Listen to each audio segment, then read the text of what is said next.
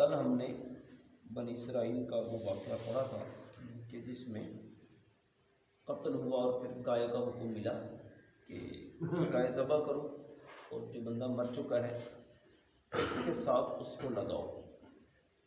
تو اس کے بعد پھر کیا ہوا؟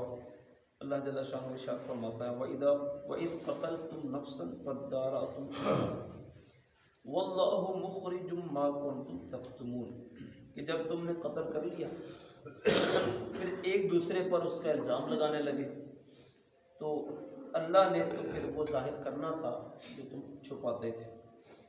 تو گائے کا حکم دیا، پھر فرمایا فَقُلْنَا اضْرِبُوهُ بِبَعْضِهَا، کہ تم اس گائے کا کچھ حصہ وہ لگاؤ جو بندہ مر گیا اس کے ساتھ۔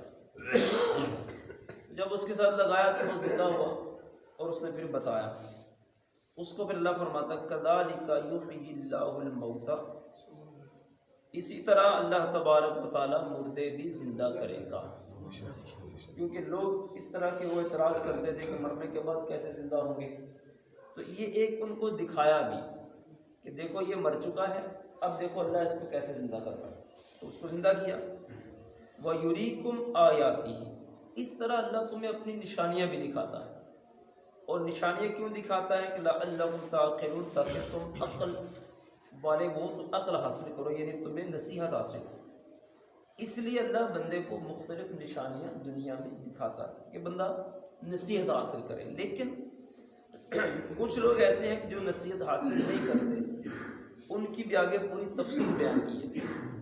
ثم قست قلوبکم من بعد ذلک، لیکن اس کے بعد پھر تمہارے دل سخت ہو گئے، یعنی وہ بنی اسرائیل یہ سارا واقعہ دیکھنے کے بعد بھی پھر بھی سارے اصلاح والے نہیں بنے، دل سخت ہو گئے۔ کہا دل کیسے سخت ہوئے ہیں؟ فَهِيَ كَالْحِجَارَةِ، جیسے پتھر سخت ہوتا ہے، بلکہ او اشد قسوہ، کچھ لوگوں کے دل پتھر سے بھی سخت ہیں، کیونکہ پتھروں کو آپ نے دیکھا ہے وَإِنَّ مِنَ الْحِجَارَةِ لَمَا يَتَفَجَّرُ مِنْهُ الْأَنْهَارُ، کچھ پتھر تو وہ ہیں کہ ان میں سے پھر بھی پانی نکل آتا ہے، ہم دیکھتے ہیں چشمے نکلتے ہیں، پتھروں سے نکلتے ہیں۔ اور کچھ ایسے ہیں وَإِنَّ مِنْهَا لَمَا يَشَّقَّقُ فَيَخْرُجُ مِنْهُ الْمَاءُ، کچھ سے ندیاں نکلتی ہیں اور کچھ پتھر پھٹ جاتے ہیں اور پھٹنے کے بعد پھر ان سے پانی نکلتا ہے۔ اور کچھ پتھر ایسے ہیں وَإِنَّ مِنْهَا لَمَا يَهْبِطُ مِنْ خَشْيَةِ اللَّهِ، کہ وہ اللہ کے ڈر سے گر جاتے ہیں۔ دنیا میں چونکہ پتھر ایک سخت چیز سمجھی جاتی ہے، تو یہاں یہ بیان کیا جا رہا ہے کہ دل تمہارے تو پتھروں سے بھی سخت ہو گئے، یعنی پتھروں میں بھی ایسے ہیں کہ کہیں سے پانی نکل آتا ہے، کچھ پھٹ جاتے ہیں، کچھ گر جاتے ہیں، اللہ کے خوف سے سارا کچھ ہوتا ہے۔ لیکن بعض لوگوں کے دل اتنے سخت ہو گئے ہیں، ان کو سمجھاتے رہو نصیحت اثر ہی نہیں کرتی۔ تو یہ جو نصیحت اثر نہیں کرتی، وجہ کیا بنتی ہے؟ وہ پتھروں سے بھی سخت ہو گئے۔ تو یہ سخت ہوتے کس طرح ہیں؟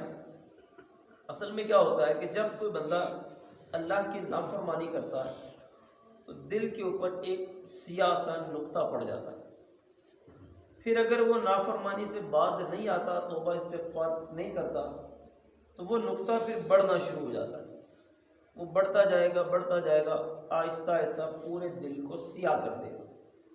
جس ٹائم پورا دل سیاہ ہو جائے گا پھر یہ صورتحال پیدا ہو جاتی ہے کہ پھر کوئی نصیحت اس پہ اثر نہیں کرتی۔ اس کو سمجھاتے رہیں بھائی اس چیز کا یہ نقصان ہے، اس نے کہا نہیں جی کوئی نقصان نہیں ہے۔ اس کو بتاتے رہو یہ کرو گے تو اللہ کا عذاب آئے گا، اس نے کہا کچھ نہیں ہوتا۔ اس کو کہیں گے کہ بھائی یہ غلط کام کرو گے تو اس کی آخرت میں یہ سزا ہوگی، اس کے دل پر کوئی اثر نہیں ہونا۔ تو یہ پھر ایسی وہ سختی عاری ہو جاتی ہے نا بندے کے اوپر۔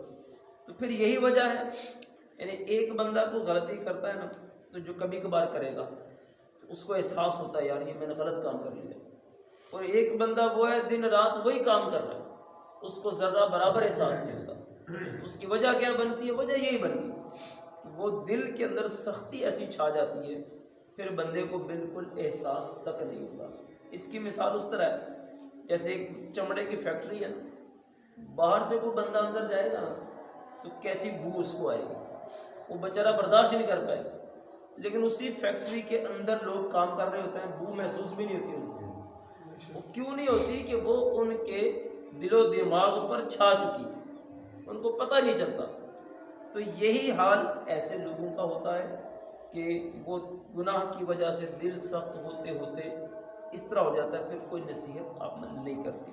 تو اللہ فرماتا ہے وَمَا اللَّهُ بِغَافِلٍ عَمَّا تَعْمَلُونَ، اللہ تمہارے عملوں سے بے خبر نہیں ہے، وہ تو سب جانتا ہے کہ تم کیا کرتے ہو، کیسے کرتے ہو۔ اور پھر اس طرح کے جو دل سخت ہوتے ہیں ان کا پھر علاج کیا ہے؟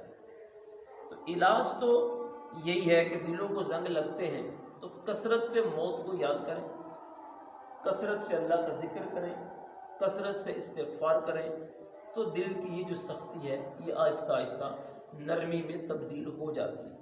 یا پھر یہ ہے کہ کوئی خاص ایسی نشانی بندہ دیکھ لے، یا کسی اللہ کے نیک بندے کی ایسی نظر پڑ جائے جس کی وجہ سے وہ بندہ اس کی اصلاح ہو جائے اور اس کا دل پاک صاف ہو جائے۔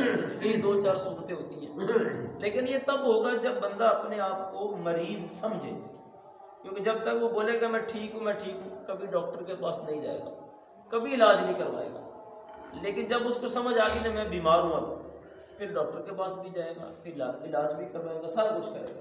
تو پہلے یہ سمجھنا ہوگا کہ میرے اندر بیماری کیا ہے، اگر بیماری پتہ چل گئی پھر علاج بھی ہو جائے گا۔ اور اگر یہ سمجھتا رہے میں ہی ٹھیک ہوں میں ہی ٹھیک ہوں، تو پھر کوئی علاج نہیں ہو سکتا۔ بہرحال اللہ جل شانہ ہم سب کے دلوں کو نرم فرمائے، ہمارے دلوں میں اگر سختیاں ہوں تو اللہ ان کو دور فرمائے۔